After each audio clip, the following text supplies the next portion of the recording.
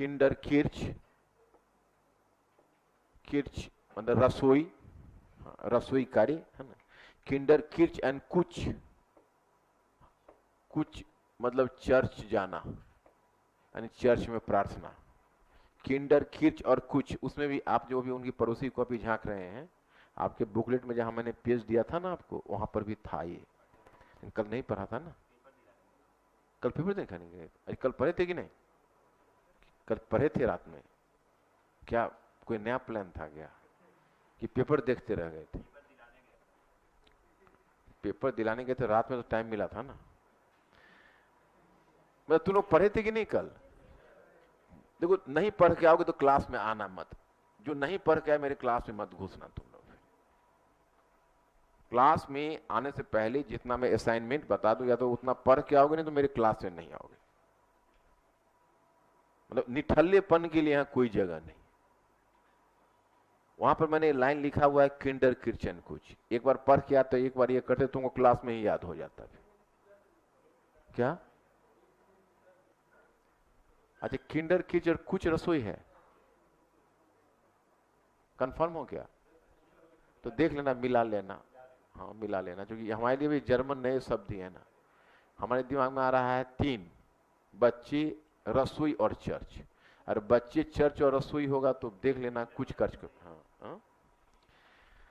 तो किंडर किर्च और कुछ, हाँ निर्धारित किए। अब नेक्स्ट पॉइंट लिखना। हाँ हाँ लिखिए, हाँ, लिखिएगा लेखकों और कलाकारों से अपेक्षा की गई, लेखकों और कलाकारों से अपेक्षा की गई, लेखकों और कलाकारों से अपेक्षा की गई, अपेक्षा की गई कि वे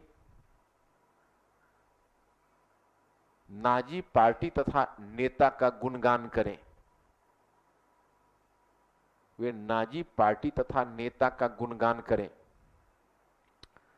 नाजी पार्टी तथा नेता का गुणगान करें, गुणगान करें। Next point, next point. हाँ हाँ लिखिए। हाँ हाँ लिखिएगा कि हाँ अपने नियंत्रण को मजबूत करने के लिए, अपने नियंत्रण को मजबूत करने के लिए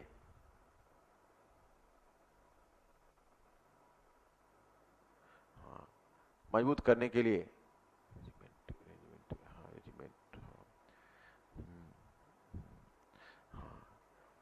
उसने घृणा की राजनीति को फैलाते हुए, घृणा की राजनीति को फैलाते हुए, हाँ, हाँ, फैलाते हुए यहूदियों को, यहूदियों को, यहूदियों को उनकी नागरिकता से वंचित कर दिया, यहूदियों को उनकी नागरिकता से वंचित कर दिया, वंचित कर दिया, वंचित कर दिया। जो घृणा की राजनीति होती है ना, वो पार्टी का पकड़ मजबूत करती है, उसके जो कार्यकर्ता होते हैं बहुत उत्साहित हो जाते हैं।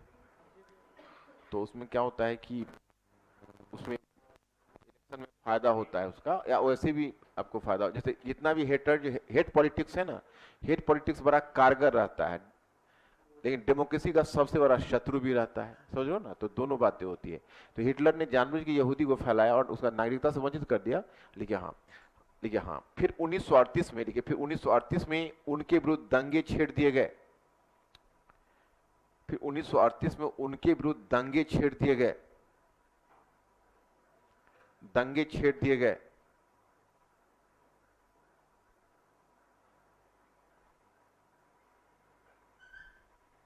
दंगे छेड़ दिए गए। मैंने कई बार लोगों को यह पता चलता है कि स्वतंत्रता का हम उपभोग कैसे करें वो समझ में ही नहीं आता है। जनता बड़ी उत्साहित हो जाती है।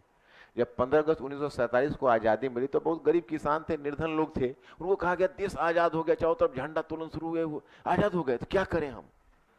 मैंने आजाद होने के बाद लोग क्या करते हैं, तो देखा 2-4 ब्रिटिश जा रहे हैं व्हाइट लोग, तो उनको लगा हम आजाद हो गए, फिर क्या क्यों घूम रहे, 4-5 तमाचा उसको दे, तो उनको लगा यही आजादी का मतलब है, समझो ना।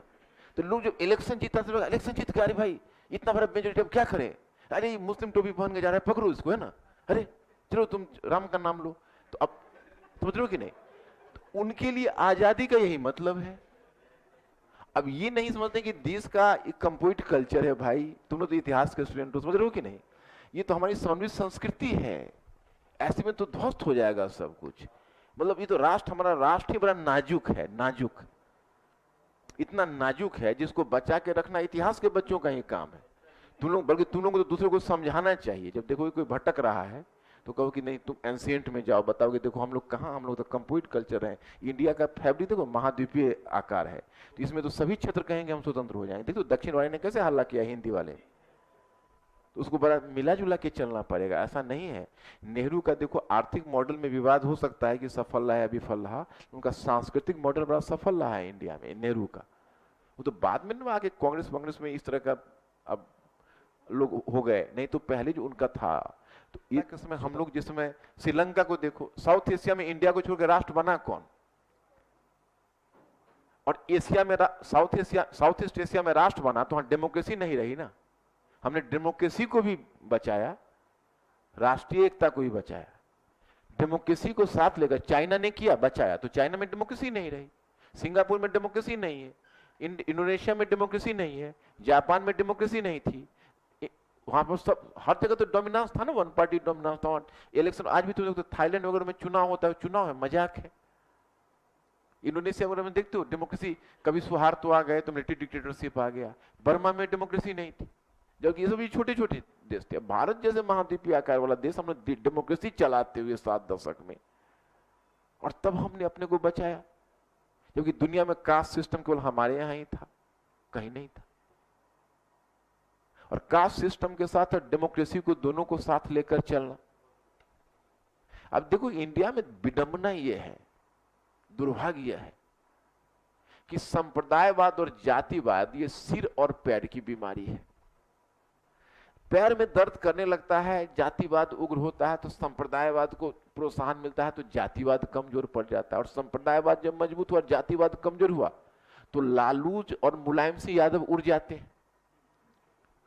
और जब संप्रदायवाद कमजोर होता है तो जातिवाद मजबूत हो जाता है, तो फिर पता चलता है लालू चालीसा शुरू हो गई। अब इंडिया की इस बीमारी का कोई निराकरण विकास है।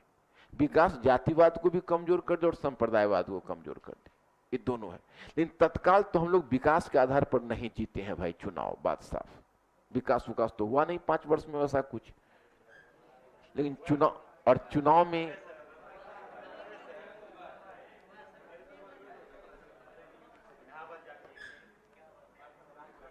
हाँ, इलाहाबाद में विकास हुआ है, चूंकि हमारा कुंभ मेला हुआ है, लेकिन ओवरऑल तो देखो जीडीपी हम लोग का कम ही हुआ है। हम लोग का, तुम लोग इकोनॉमी का लिस्ट देखते नहीं हो, इकोनॉमी पढ़ते नहीं हो क्या हुआ है, तुम लोग प्रोपेगेंडा में केवल आ रहे हो। अरे इकोनॉमी हम लोग का डाउन गई है, इकोनॉमी डाउन गई है। इकोनॉमी हम लोग का विकास का जो होना चाहिए वो विकास का नहीं हुआ। इसका कारण है जीएसटी, और दोनों आ गए, डिमोनेटाइजेशन और जीएसटी दोनों का इंपैक्ट पड़ गया ना। अब देख तो लास्ट क्वार्टर का है कितना %। हाँ, तो ऐसा नहीं है विकास वगैरह नहीं हुआ है, उसे तो हम लोग का विकास 9% तक गया था उस समय। तो हाँ, तो इसके लिए मनमोहन सिंह को क्रेडिट नहीं है, मतलब उसमें का सिचुएशन भी कुछ ऐसा था। लेकिन इकोनॉमिक लिबरलाइजेशन शुरू हुआ था ना उस टाइम से, तो वैसा कोई विकास नहीं। दूसरी बात है कि इंफ्रास्ट्रक्चर या शिक्षा, आपका मेक इन इंडिया भी कहाँ सफल रहा। मेक इन इंडिया एक सफल क्षेत्र बता दो तो हमें, कहते हो विकास क्या, नहीं, एक सफल क्षेत्र बता दो ना, कहां तुमको ना एजुकेशन में हमको ऐसा दिख रहा है। एक हेल्थ पर आया है इस बार, वो भी इलेक्शन गिमिक था, इसलिए आया था। आप देख तो आप 2022 तक, मतलब किसानों का इनकम को 100% तक था ना, उसका डबल करने का, तो अभी उसके 10.4% का चाहिए था ग्रोथ पर एनम। हमारा ग्रोथ कितना रहा पता है, 3.7%। तो मतलब लोग बच्चे की तरह बोलते, इकोनॉमिक्स पढ़ते नहीं, कहाँ विकास हुआ है वैसा। लेकिन फिर भी इतनी विक्ट्री वाला कोट वाला हुआ, राष्ट्रवाद वाली है ना। हाँ, और उसके बाद एक नहीं, देखो दूसरी बात ये है, मैं ये आपको मानता हूं, आप लोग ऑपोजिशन था ही नहीं, किसको लोग वोट देते। अगर मोदी नहीं तो कौन, मुख्य मुद्दा ये है। अब राहुल गांधी उसते थे हाफिज सईद को हाफिज सईद जी बोल देते थे, उसी समय लगा कि इनका जो पल रहा है वो बहुत, उनको पता ही नहीं था कि कहाँ क्या बोला जाए। तो खैर एनीवे, मेरे कहने का मतलब है कि बहुत ये जो चुनाव रहा बहुत सरप्राइजिंग रहा, खासकर यूपी में ये हाल हो जाएगा और बिहार में इतना खराब हाल हो जाएगा इसका अंदाजा नहीं।